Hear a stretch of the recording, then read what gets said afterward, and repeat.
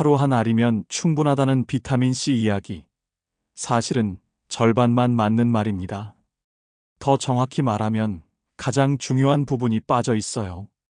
저는 29년 동안 인체 대사와 영양 흡수를 연구해온 박사 정우람입니다. 현장에서 정말 많이 느끼는 게 있습니다. 비타민C를 안 먹는 게 문제가 아니라 잘못 먹고 있다는 겁니다.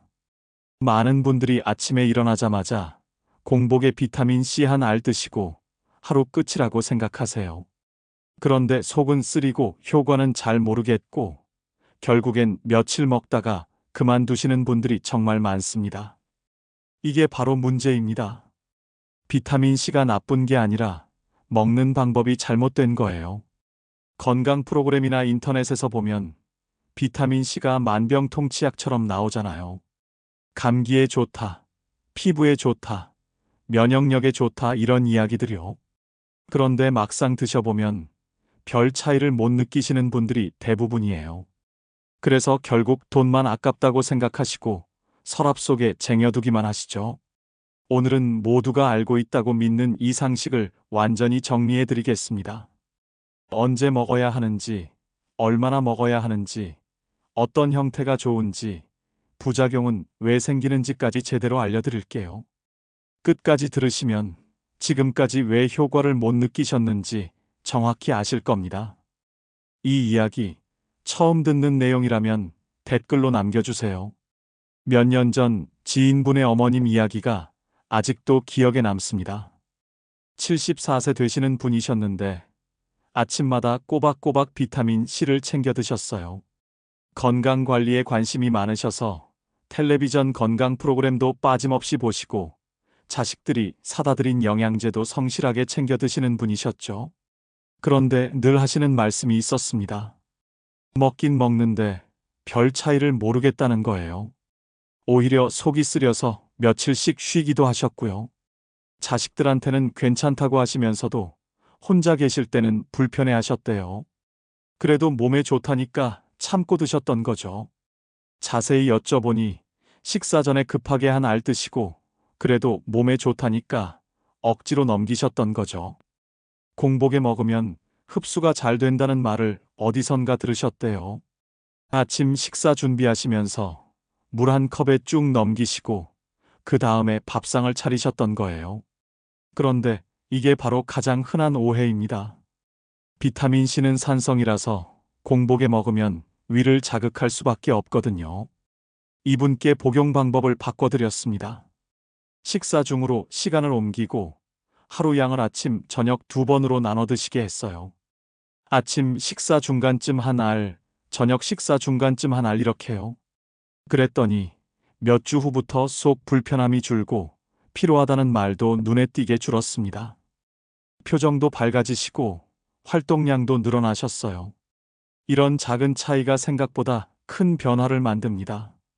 오늘 이 영상에서 말씀드릴 내용은 여러분의 비타민C 관리 방식을 완전히 바꿀 수 있는 중요한 지혜입니다. 이 이야기를 끝까지 듣고 실천하셔야만 진정한 변화를 경험할 수 있습니다. 혹시 아직 구독과 좋아요를 누르지 않으셨다면 지금 바로 눌러주세요. 이 채널은 여러분의 건강한 노년을 응원합니다. 끝까지 보시면 왜 지금 당장 여러분의 복용 습관을 바꿔야 하는지 분명하게 깨닫게 되실 겁니다. 뒤에 나올 실천법을 모르시면 지금까지의 노력이 의미 없어질 수 있어요. 그럼 이제 비타민C에 대한 진짜 이야기로 들어가 보겠습니다. 공복에 먹어야 흡수가 잘 된다는 이야기부터 시작해 볼까요? 이게 정말 많은 분들이 믿고 계신 상식인데요. 비타민C는 산성 성분이기 때문에 공복에 먹으면 위벽을 직접 자극할 수 있습니다. 특히 나이가 들수록 위 점막이 약해지기 때문에 더 조심해야 해요. 위산이 많이 나오는 상태에서 산성인 비타민C까지 들어가면 위벽에 이중 부담이 됩니다. 그래서 속쓰림, 더부룩함, 심하면 구토까지 나타날 수 있어요. 국내 소화기 영양 연구 자료를 보면 산성 영양소는 음식과 함께 섭취할 때 위 자극이 현저히 줄어드는 것으로 나타났습니다. 음식물이 위벽을 보호해주는 완충 역할을 하기 때문이죠. 제가 직접 상담했던 68세 박영수님도 처음엔 공복에 드셨다가 속쓰림 때문에 몇 달 만에 완전히 중단하셨어요. 그분은 아침에 일어나서 제일 먼저 비타민C를 드셨거든요. 물만 마시고 바로 드시니까 위가 받아들이질 못한 거죠. 그런데 식사 중간에 드시는 걸로 바꾸니까 불편함이 완전히 사라졌습니다. 가장 좋은 방법은 식사 중간입니다.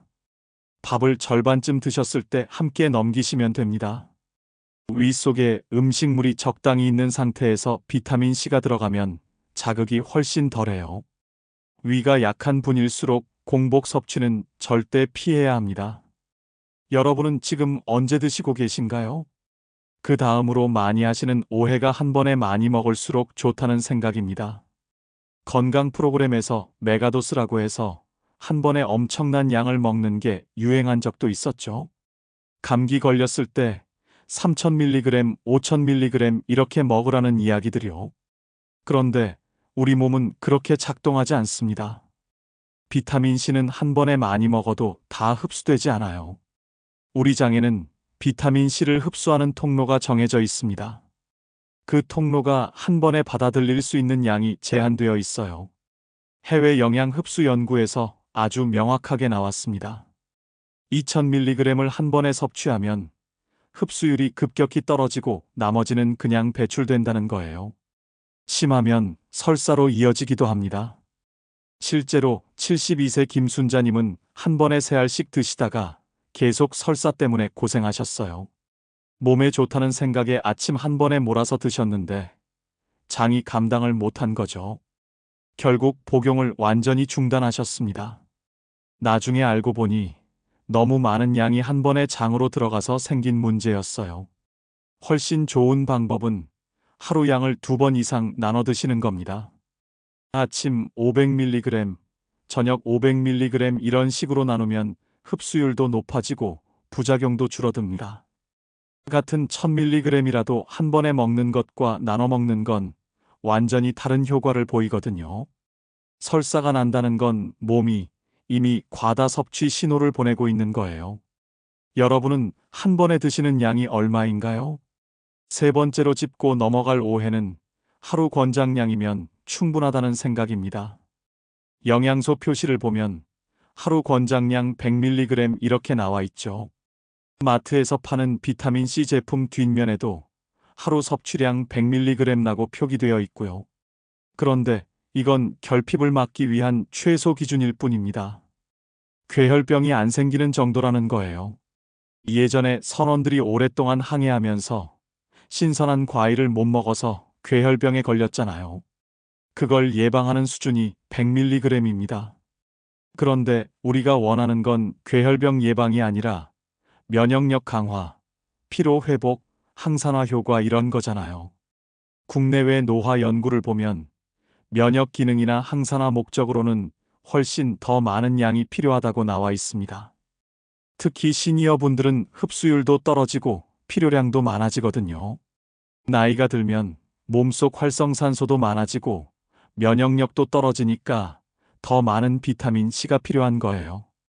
65세 이정호님이 딱 이런 케이스였어요. 하루 100mg만 드시다가 도대체 효과를 못 느끼셔서 상담하러 오셨습니다. 감기도 자주 걸리고 피로도 계속되고 영양제 먹는 게 무슨 의미가 있나 싶으셨대요. 그런데 양을 1000mg으로 늘리고 나눠 드시니까 몇 주 만에 확실히 달라지셨어요. 일반 성인 기준으로 하루 1000mg 이상을 목표로 하시는 게 좋습니다. 물론 처음부터 무리하게 늘리면 안 되고요. 500mg부터 시작해서 천천히 증량하세요. 여러분은 지금 하루 몇 밀리그램을 드시고 있나요? 네 번째 오해는 어떤 제품이든 다 똑같다는 생각입니다. 비타민C는 비타민C 아니냐? 이렇게 생각하시는 분들이 많아요. 그런데 형태에 따라서 흡수 속도도 다르고 위 부담도 달라집니다. 정제, 가루, 액상, 추어블 이렇게 여러 형태가 있잖아요. 정제는 딱딱하게 굳어 있어서 위에서 녹는 시간이 필요합니다. 그 과정에서 위벽과 직접 닿으면서 자극을 줄 수 있어요. 가루는 물에 타서 마시니까 이미 녹은 상태로 들어가서 부담이 적죠. 액상은 더 빠르게 흡수되고요.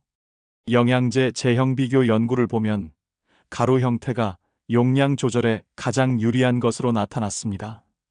물에 타서 마시니까 위 부담도 적고 양 조절도 쉽죠. 오늘은 좀 적게 먹고 싶다 하면 반만 타서 먹으면 되고요. 70세 최명자님도 정제 형태로 드시다가 속이 불편하셔서 가루로 바꾸니까 훨씬 편해지셨어요.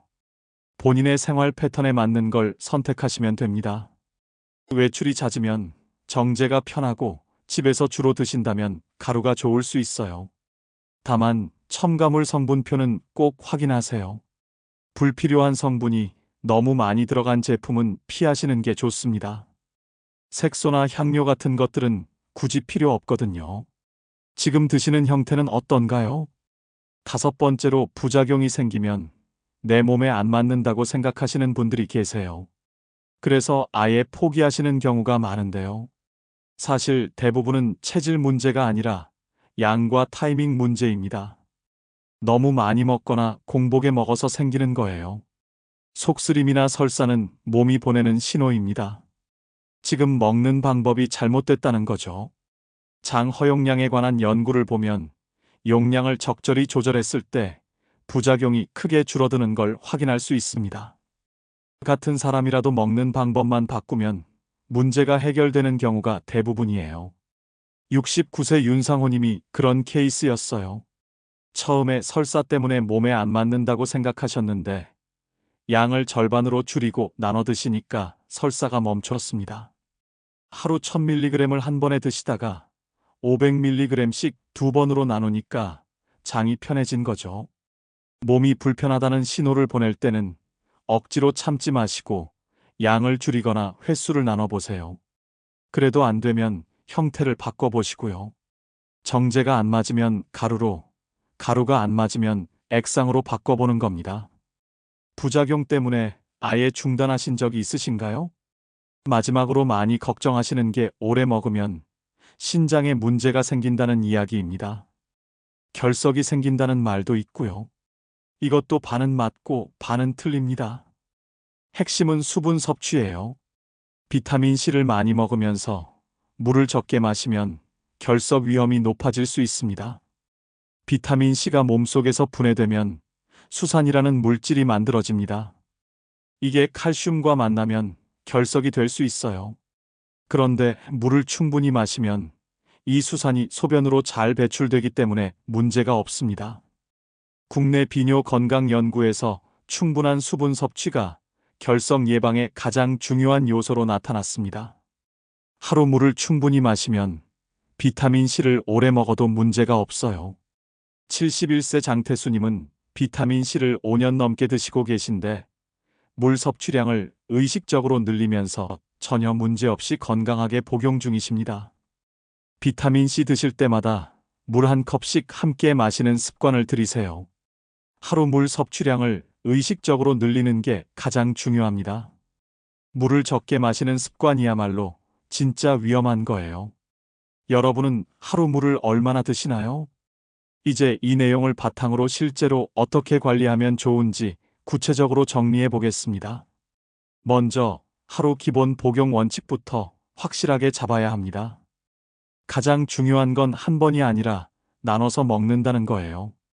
우리 몸은 비타민 C를 저장하지 못하기 때문에 한 번에 많이 먹는 것보다 자주 먹는 게 훨씬 효과적입니다. 비타민 C는 수용성 비타민입니다.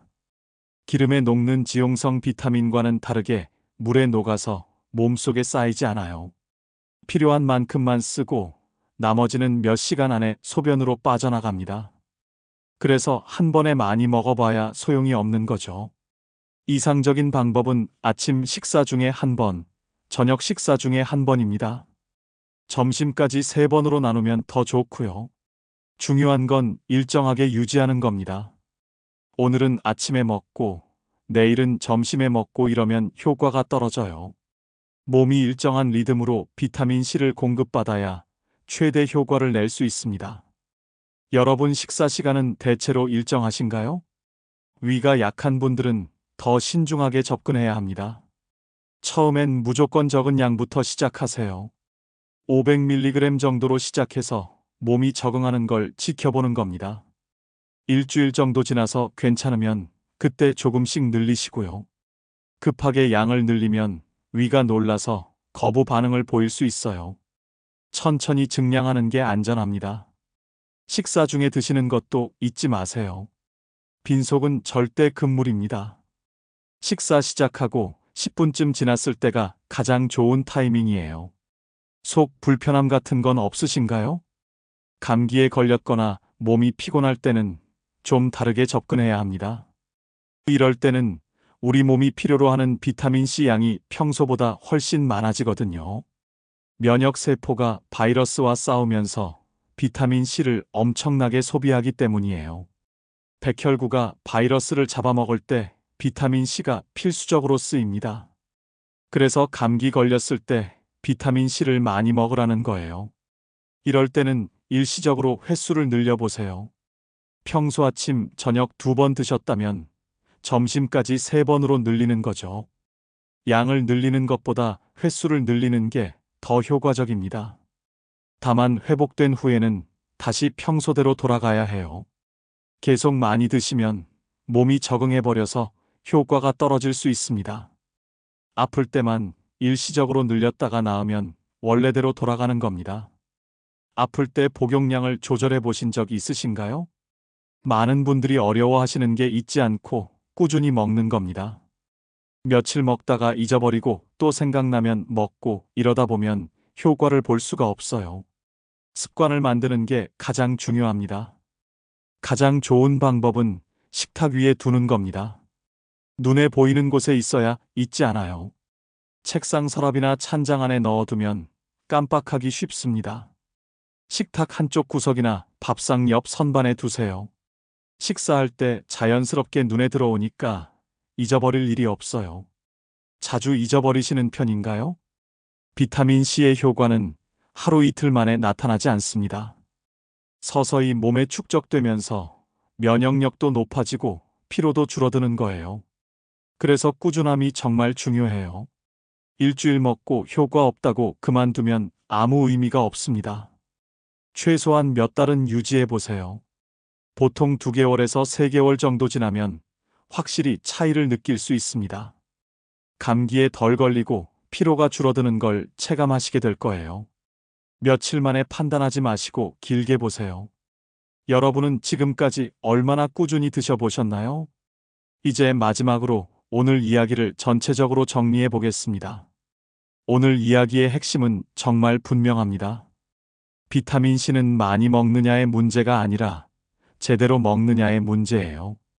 하루 한 알이면 충분하다는 상식은 결핍을 막는 최소 기준일 뿐이고 진짜 효과를 보려면 훨씬 더 신경 써야 합니다. 나눠 먹는 것, 식사 중에 먹는 것, 이 2가지만 제대로 지켜도 여러분이 느끼는 효과가 완전히 달라질 겁니다. 지금까지 공복에 한 번에 먹으면서 왜 효과가 없지 하셨다면 이제 그 이유를 아셨을 거예요.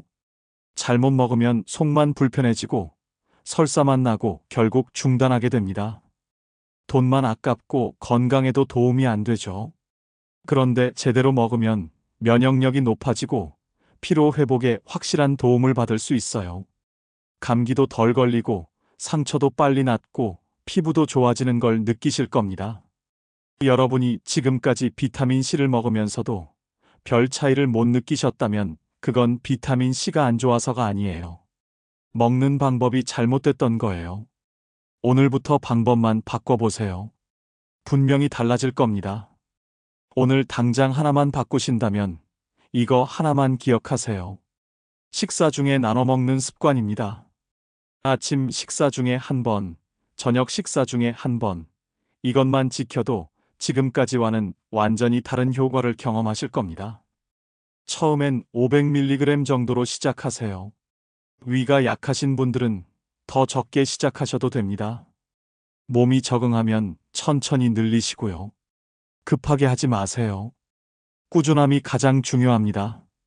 일주일에 1~2번씩 늘려가면서 자기 몸에 맞는 양을 찾아가시면 됩니다. 그리고 물 드시는 것 잊지 마세요. 비타민C 드실 때마다 물 한 컵씩 함께 마시는 습관을 들이시면 신장 걱정도 없고 흡수도 더 잘 됩니다. 하루 물 섭취량 자체를 늘리는 것도 정말 중요해요. 물은 건강의 기본이니까요. 마지막으로 하나만 더 말씀드리면 억지로 참지 마세요. 불편하면 양을 줄이고 형태를 바꿔보고 타이밍을 조절해 보세요. 본인 몸이 편한 방법을 찾는 게 가장 중요합니다. 남들이 좋다고 해서 무리하게 따라할 필요 없어요. 다음 영상에서는 시니어분들이 가장 많이 헷갈려 하시는 비타민 D와 칼슘의 진짜 관계를 다뤄보겠습니다. 많은 분들이 따로따로 드시는데 사실은 함께 먹어야 효과가 있다는 거 아세요? 그 이유와 정확한 복용법을 자세히 알려드릴게요. 뼈 건강 걱정되시는 분들은 꼭 보셔야 할 내용입니다. 오늘 이 내용이 도움이 되셨다면 여러분의 경험이나 궁금한 점을 댓글로 남겨주세요. 지금 비타민C를 어떻게 드시고 계신지, 오늘부터 어떤 걸 바꿔보실 건지 나눠주시면 정말 감사하겠습니다. 여러분의 이야기가 다른 분들에게도 큰 도움이 됩니다. 함께 건강한 노년 만들어가요.